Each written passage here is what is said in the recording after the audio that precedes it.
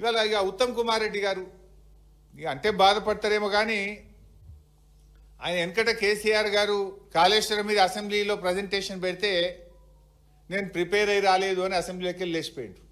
నువ్వు 2 ఏళ్ళు అయింది నీటిపారుదల శాఖ మంత్రి అయ్యి, ఇప్పుడన్నా ప్రిపేర్ అయ్యిరా.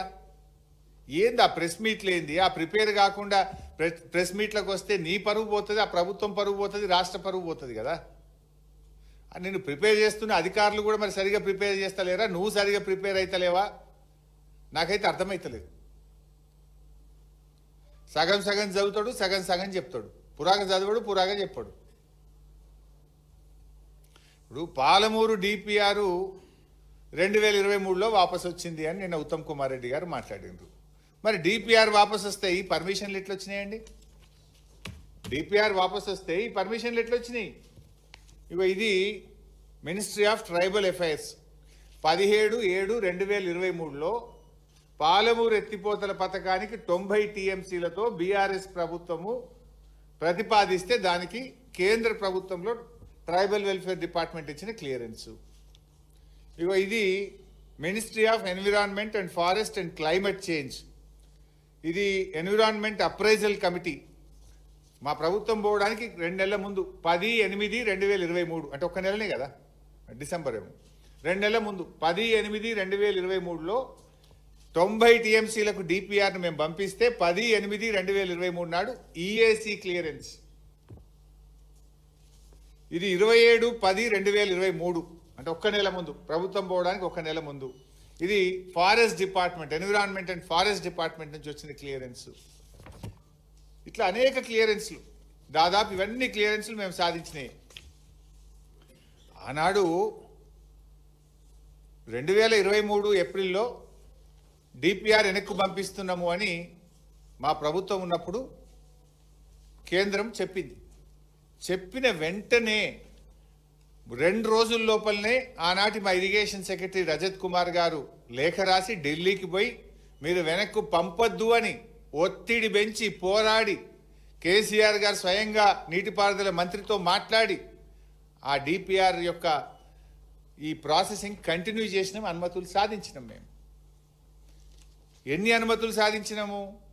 పాలమూరు రంగారెడ్డికి 7 అనుమతులు బీఆర్ఎస్ ప్రభుత్వం సాధించింది. 1 కాదు, 2 కాదు. ఫారెస్ట్ డిపార్ట్మెంట్లో ముందు ఫస్ట్ క్లియరెన్స్ ఉంటుంది, ఫైనల్ క్లియరెన్స్ ఉంటుంది. ఫారెస్ట్ డిపార్ట్మెంట్ క్లియరెన్స్ తెచ్చుకున్నాం, సిఈఏ అనుమతి తెచ్చుకున్నాం, అదేవిధంగా సిఎస్ఎంఆర్ఎస్ అనుమతి తెచ్చుకున్నాం, మోటా అనుమతి తెచ్చుకున్నాం, సిజిడబ్ల్యూఎంబి అనుమతి తెచ్చుకున్నాం, ఈఏసి అనుమతి తెచ్చుకున్నాం.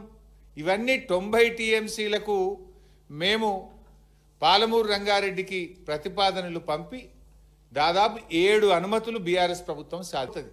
అనుమతులు సాధించాల్సిన కాంగ్రెస్ ప్రభుత్వం డిపిఆర్ వెనక్కు తెచ్చింది. ఇదే కదా నిన్న కేసీఆర్ గారు చెప్పింది.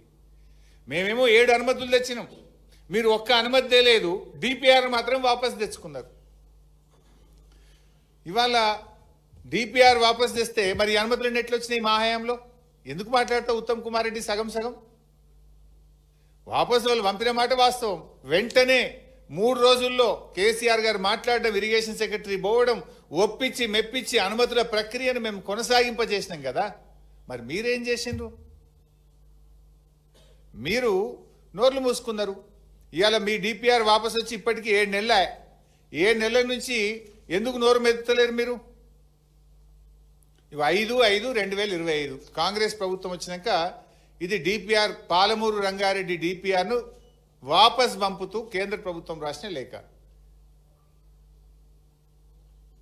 5th May 2025 పాలమూరు డిపిఆర్ వాపసు వచ్చిన లేఖ ఇది. మీరు డిపిఆర్ వాపసు వచ్చి ఇప్పటికి 7 నెలల 7 నెలల నుంచి ఎందుకు పెదవులు మూసుకున్నారు? 2 సంవత్సరాల కాంగ్రెస్ పాలనలో ఒక్క అనుమతి కూడా ఎందుకు తేలేదు? మేము 7 అనుమతులు తెచ్చాం కదా, మీరు ఒక్క అనుమతి అన్న తెచ్చిండ్రా? అనుమతులు తేలేదు కానీ డిపిఆర్ వాపసు తెచ్చారు. ఇగో ఇది దిస్ ఇస్ ద లెటర్ 5/5/2025. నిన్న ఉత్తమ్ బుకాయిస్తుండు, లేలే మేము 45 టీఎంసీలకు ఉత్తరం రాయలే, మేము అడగనే లేదు అన్నాడు. ఇగో ఇది ఉత్తమ్ కుమార్ రెడ్డి రాసిన లెటర్. ఇదేమో 90 టీఎంసీలు పాలమూరుకు కేటాయిస్తూ కేసీఆర్ గారు ప్రభుత్వం ఇచ్చిన జీవో. జీవో నంబర్ 246 2022 సంవత్సరం 90 టీఎంసీలు కేటాయిస్తూ ఇది కేసీఆర్ గారు ప్రభుత్వం ఇచ్చిన జీవో. ఇదేమో 45 టీఎంసీలు చాలు అని ఉత్తమ్ కుమార్ రెడ్డి ఢిల్లీకి రాసిన ఉత్తరం. 45 చాలు అని ఉత్తరం రాసిన ఢిల్లీకి. మొత్తం అంటే టైం వేస్ట్ కానీ page number 2 paragraph number 4. In view of the above, it is requested to kindly accord appraisal of the DPR of PRLIS with a utilization capacity of 45 TMC. 45 జాలు మా డిపిఆర్ని అప్రైజల్ చేయండి అని సిగ్గు లేకుండా ఈ రాష్ట్ర ప్రయోజనాలను దెబ్బతీస్తూ ఢిల్లీకి ఉత్తరం రాసిండు ఉత్తమ్ కుమార్ రెడ్డి, రేవంత్ రెడ్డి. తలకాయ ఎడబెట్టుకుంటారు ఇప్పుడు మీరు. మేము ఉత్తరమే రాయలేదన్నావు కదా, ఇది మీరు రాసిన ఉత్తరమే, సంతకం మీదే ఉత్తమ్ కుమార్ రెడ్డి గారి సంతకం నీది కాదా? ఇది నువ్వు రాసిన సంతకమే, నువ్వు పెట్టిన సంతకమే. మంచిగా చూడండి భయ్. 45 జాలని మేమేమో 90 టీఎంసీలకు 7 అనుమతులు తెస్తాం, నువ్వేమో డిపిఆర్ వాపస్ తెస్తావు, సగం జాలు 45 జాలని ఉత్తరం రాస్తావు. ఎవరు ముక్కులో పెడతావు? ఇప్పుడు దీని మీద 12 లక్షల ఎకరాల ఆయకట్టు ఉన్నది, 4 లక్షల ఎకరాలు దిండి ఆయకట్టు ఉన్నది. అంటే ఈ 45తోని నల్గొండకు అన్యాయం చేస్తావా, మహబూబ్ నగర్కి అన్యాయం చేస్తావా, రంగారెడ్డికి అన్యాయం చేస్తావా? రంగారెడ్డిలో 5 లక్షల ఎకరాలు ఉంది, 7 లక్షలు పాలమూరులో ఉంది, 4 లక్షలు నల్గొండలో ఉన్నది. త్రాగునీటి అవసరాలు ఉన్నాయి. ఈ 45 జాలని ఎట్లా రాస్తావు ఉత్తరము? Why are you compromising? ఎవరి డైరెక్షన్? చంద్రబాబు గారి డైరెక్షనా? ఎవరి డైరెక్షన్తో నీటి కేటాయింపులు తగ్గించారు? గతంలో కూడా కృష్ణా నది మీద ఉన్న ప్రాజెక్టులు ఆంధ్రాకు అప్పచెప్తే ఆనాడు కేసీఆర్ గారు గర్జించి నల్లగొండ సభ పెడితేనే కదా తోక ముడిచి మళ్ళీ అసెంబ్లీలో తీర్మానం చేసిండ్రు. లేలే పొరపాటైంది మేము అప్పచెప్పం అని అసెంబ్లీలో తీర్మానం ఎప్పుడు చేసిండ్రు? కేసీఆర్ గారు బయటకు వచ్చి రాష్ట్రానికి అన్యాయం జరుగుతుంది, 10 ఏళ్లలో మేము ప్రాజెక్టులు అప్పచెప్పలేదు, మీరు వచ్చి 10 రోజులు కాలే ఎట్లా అప్పచెప్తారు అని కేసీఆర్ గారు బయలుదేరితే పోరాడితే ఆ రోజు మళ్ళీ మీరు తోక ముడిచిండ్రు. ఇవాళ కూడా కేసీఆర్ గారు ఎందుకు వచ్చిండ్రు?